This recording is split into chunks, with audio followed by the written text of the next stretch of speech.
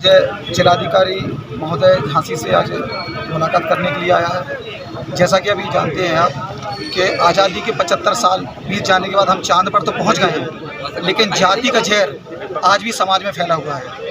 आपने देखा है कि राजस्थान में एक दलित छात्र को केवल मटके को छूने के कारण ही उसको इतनी बेरहमी से मारा जाता है कि वो दलित छात्र दम तोड़ देता है।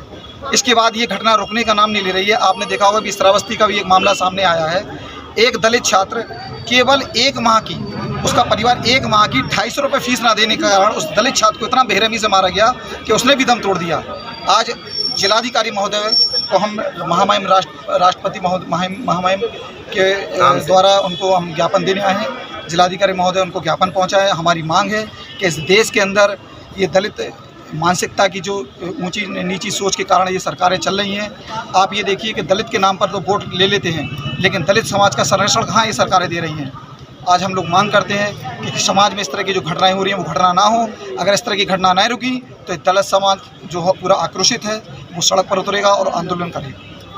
पार्टी झांसी अभी पिछले माह जो राजस्थान में घटना हुई है तो उस छात्र को बड़ी बेरहमी से मारा गया और उसकी अहमदाबाद में उपचार के दौरान मौत हुई है। तो ऐसे जातिवादी शिक्षक को बहुजन समाज पार्टी का प्रतिनिधिमंडल चाहता है कि सख्त से सख्त सज़ा मिले और उसे, मैं चाहता हूँ, पार्टी चाहती है कि उसे फांसी की सज़ा हो और पीड़ित परिवार को आर्थिक मदद के रूप में 50 लाख रुपए की सहायता हो और परिवार में एक सरकारी नौकरी मिले।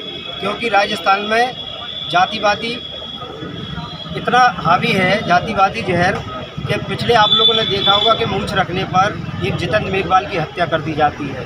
उसके बाद एक आईपीएस को घुड़चढ़ी तब तक नहीं होने दी जाती है जब तक पुलिस प्रोटेक्शन नहीं दी जाती उसको। इसलिए बहुजन समाज पार्टी चाहती है कि जो आज़ादी के 75 वर्ष बाद भी आज भी हमारे लोग गाँव देहात में भय और आतंक के साए में जीवन व्यतीत करने को मजबूर हैं। माननीय बहन जी के निर्देश पर हम लोग यहाँ डीएम को ज्ञापन देने आए हैं और महामहिम राज्यपाल के लिए, और हम लोग मांग करेंगे कि उसे सख्त से सख्त सजा हो। ये प्रतिनिधिमंडल जो इस तरह आज ज्ञापन देने माननीय डीएम द्वारा राज्यपाल महोदय को देने आए हुए, हम ये चाहते हैं कि हमारे जितने भी हमारी जो मांग है उसको राज्यपाल महोदय तक पहुंचाई जाए और इस जातिवादी जो सामर्थ्यवादी सरकारें ये चल रही हैं, इस पर किसी न किसी हम सभी भाइयों को, नागरिकों को, सभी लोगों को इस पर आवाज़ उठानी चाहिए। सबको मिलकर एकजुट होकर सभी लोगों को आवाज़ उठानी चाहिए इस पर। इसी बात से अपनी वाणी समाप्त करूं। जय भीम, जय भारत।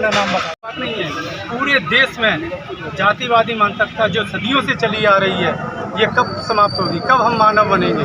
इस तरह हम सभी से, मानवतावादी सोच वाले लोगों से आग्रह करेंगे, सब मिलके संगठित होकर इन जातिवादी मानसिकतावादी लोगों का विरोध करें। जय भीम। 50 लाख रुपए, 50 लाख की जगह 5 लाख की घोषणा की जाती है। ये दुर्व्यवहार नहीं है, ये जातिवाद नहीं है तो क्या है।